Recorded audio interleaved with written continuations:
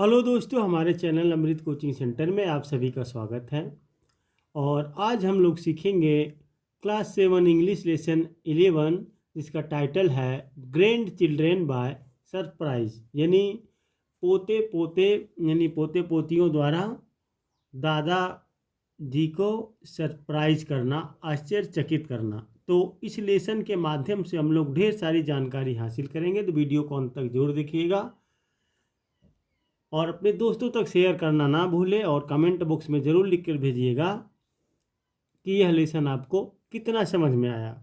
और एक लाइक हमारे मनोबल को बढ़ाता है, तो लाइक करना ना भूलें। तो is there any old couple in your village? क्या आपके गांव में कोई बूढ़ा दंपति है? हु लिव अलोन, जो अकेले रहते हैं। तो देखते हैं, जब दादा दादी बूढ़े हो जाते हैं तो ज़्यादातर अकेले ही रहते हैं। तो यदि आपके साथ भी ऐसी घटना है तो कमेंट बॉक्स में लिखकर जरूर भेजिए। विदाउट चिल्ड्रेन और ग्रैंड चिल्ड्रेन, बिना बच्चों या नाती पोतों के। Down the block at 1814 Beach Avenue lived mister and missus Newton. 1814 Beach Avenue वाले ब्लॉक के नीचे श्रीमान और श्रीमती न्यूटन रहते थे। यानी ये कब के है? 1814 के बीच। She was short and round and neat, वह छोटे कद की, गोल मटोल और साफ सुथरी थी। He was tall and thin and careful, वह लंबे, दुबले पतले और सावधान थे। तो यहाँ पे राउंड का मतलब होता है जैसे गोल मटोल, नीट यानी साफ सुथरा बिल्कुल, शॉर्ट का मतलब होता है छोटे कद में जो होते हैं छोटे, टॉल का मतलब लंबा और थीन पतला, केयरफुल का मतलब होता है सावधान।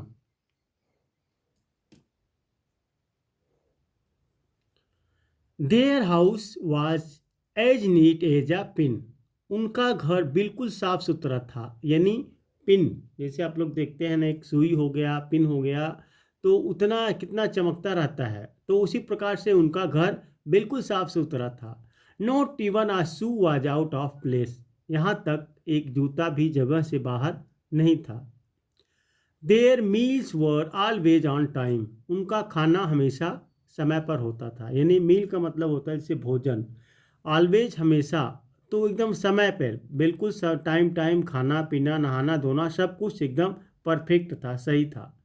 द नेबर्स चिल्ड्रेन न्यू, पड़ोसी के बच्चे जानते थे, that they should keep of their grass, कि उन्हें घास से दूर रहना चाहिए, क्योंकि वे इतने साफ सुथरा, इतने केयरफुल यानी सावधान थे कि पड़ोस के बच्चे भी उनसे डरते थे कि भाई उनके गार्डन में भी जाना बुराई है, क्योंकि बच्चे जहाँ भी रहते हैं तो कूड़े कचड़े फैला देते हैं। तो इस प्रकार से सभी बच्चे डरते रहते हैं। When they stepped on it, जब वे उस पर पैर रखते तो mister Newton did not like it, श्रीमान न्यूटन को यह पसंद नहीं आता था। जब बच्चे जो है घास के ऊपर पैर अपना रखते, उसमें खेलते कूदते, तो यह मिस्टर न्यूटन को एकदम पसंद नहीं रहता। The Newtons did know much about children, Newton दंपति बच्चों के बारे में ज़्यादा नहीं जानते थे कि बच्चे किस प्रकार से रहते हैं, तो उनके बारे में बिल्कुल नहीं पता था। But they did know that children make noise, लेकिन वे यह ज़रूर जानते थे कि बच्चे शोर मचाते हैं, बच्चे लोग शोर करते हैं। They knew children are likely to mess of the house and spill things, वे जानते थे कि बच्चे घर में गंदगी फैला सकते हैं और चीज़ें गिरा सकते हैं। The Newtons did not like anything to be messed और स्पिल्ड, न्यूटन दंपति को किसी भी चीज़ का गंदा या गिरा हुआ होना पसंद नहीं था। They like everything to be just so, उन्हें सब कुछ वैसा ही पसंद था जैसा वो अपने घर को साफ सुथरा, बिल्कुल शांत सावधान रहते थे और रखते थे, तो बिल्कुल उसी प्रकार से उनको पसंद था। ना कि बच्चे आए सामान को उथल पुथल कर दे, इधर उधर गिरा दे और सभी चीज़ को गंदा कर दे, ये सब बिल्कुल पसंद नहीं था। Did the Newton's like children, क्या न्यूटन दंपत्ति बच्चों को पसंद करते थे? तो यह क्वेश्चन पूछा गया है, तो आप लोग लेसन अभी तक पढ़े तो उसमें पता चल गया होगा कि बिल्कुल नहीं। The Newton's were busy doing things all day long, Newton परिवार दिन भर कामों में व्यस्त रहते थे। Together they needed bagged and built things, साथ मिलकर वे बुनाई करते, सूखे और पका चीज़ें बनाते।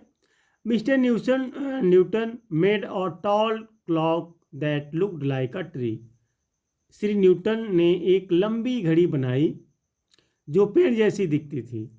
It had a little bird that would fly out and Singh sweetly, उसमें एक छोटी सी चिड़िया थी जो उड़कर मधुर स्वर में गाती थी। तो न्यूटन परिवार जो रहता था वो सारा दिन अपने काम में बिजी रहते थे। He made it all and it was just right, उन्होंने यह सब बनाया और यह बिल्कुल सही था।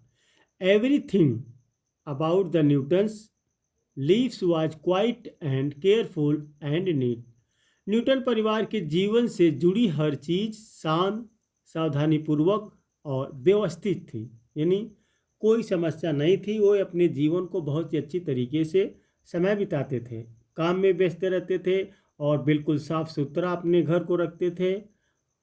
One afternoon the Newtons got a letter, एक दोपहर न्यूटन परिवार को एक पत्र मिला। Mister Newton opened it right away for they did not get many letters, श्रीमती न्यूटन ने उसे तुरंत खोला क्योंकि उन्हें ज़्यादा पत्र नहीं मिलते थे। मैड्रिड 30 सितंबर 3, तो डियर ग्रैंड माँ एंड ग्रैंड पा, सरप्राइज यानी आश्चर्य, प्यारी दादी और दादाजी, उस लेटर में लिखा हुआ था ये सब।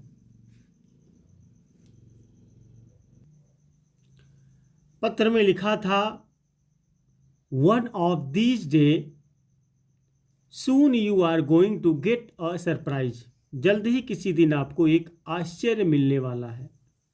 There will be knock at the door, दरवाजे पर दस्तक होगी। व्हेन यू ओपन इट, जब आप इसे खोलेंगे। There we will be all of us, तो हम सब वहाँ होंगे। Love and kisses your grandchildren, प्यार और चुंबन आपके पोते पोतिया, ये सब पत्र में लिखा हुआ था। तो फिर सोचते हैं हाउ कैन दिस बी, यह कैसे हो सकता है? आस्क्ड मिस्टर न्यूटन, श्रीमती न्यूटन ने पूछा कि ये सब कैसे हो सकता है? We have no grandchildren, हमारे कोई पोते पोतिया तो नहीं है। Somebody is playing a joke on us, कोई हमारे साथ मजाक कर रहा है।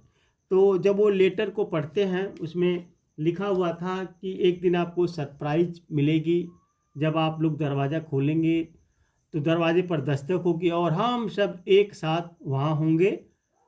और लेकिन न्यूटन पूछते हैं कि ये सब कैसे हो सकता है, हमारे तो कोई पोते पोतियाँ नहीं है, किसी ने हमारे साथ मजाक किया होगा। Mister Newton said, Shri Newton ने कहा, it's not of funny joke, यह कोई मजाक नहीं है। व्हेन दे नॉक, जब वे दस्तक देंगे, we just won't answer the door, तो हम दरवाज़ा ही नहीं खोलेंगे। Children make a lot of noise and mess, बच्चे बहुत शोर मचाते हैं और गंदगी फैलाते हैं। The next morning mister Newton got out her mixer, अगली सुबह श्रीमती न्यूटन ने अपना मिक्सर निकाला। I will make some cookies for the grandchildren if they come, अगर पोते पोतियाँ आए तो मैं उनके लिए कुकीज बनाऊंगी। सी सेड, उन्होंने कहा।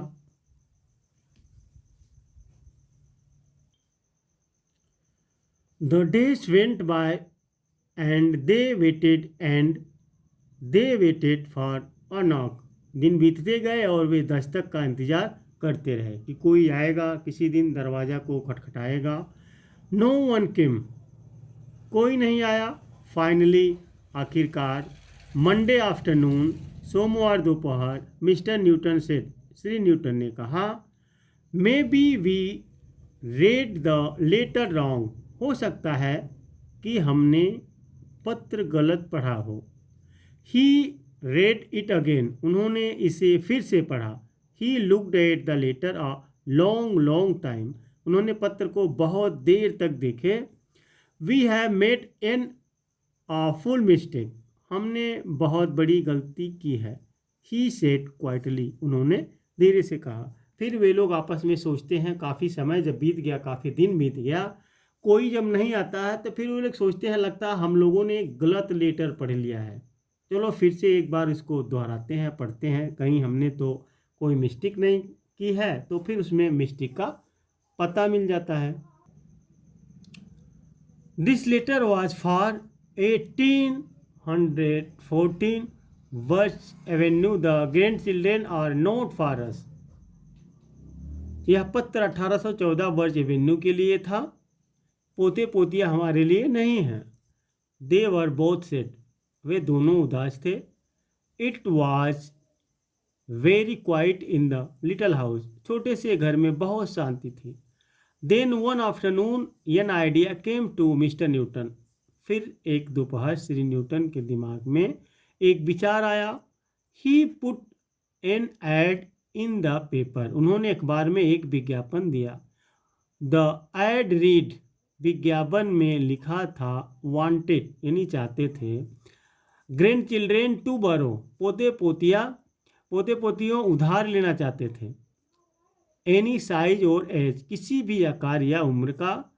Please come to 1840 Beach Avenue on Saturday morning at 9, कृपया शनिवार सुबह 9 बजे 1814 बीच एवेन्यू पर आए। तो वे सब मतलब पोते पोतियाँ जो थे 1814 बीच एवेन्यू के लिए था। तो वे पत्र को पढ़ते हैं, फिर एक ऐड निकलवा देते हैं कि हमें उधार पोते पोतियाँ चाहिए। तो सोमवार को यहाँ पर मिलिए, इस पते पर मिलिए।